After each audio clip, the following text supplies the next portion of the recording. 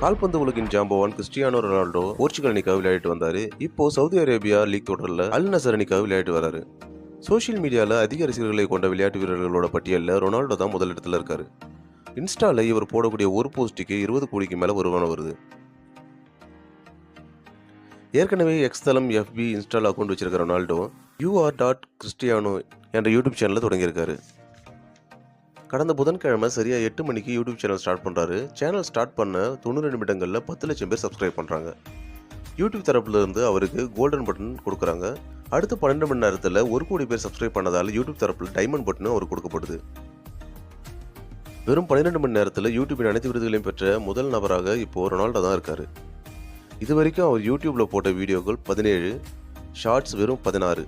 இந்த யூடியூப் சேனலில் ரொனால்டோவுக்கு மிகவும் பிடித்த கால்பந்து பற்றியும் அவருடைய குடும்பம், உடல் ஆரோக்கியம், கல்வி, ஊட்டச்சத்து குறித்த விஷயங்கள் தான் பற்றி பேசியிருக்காரு.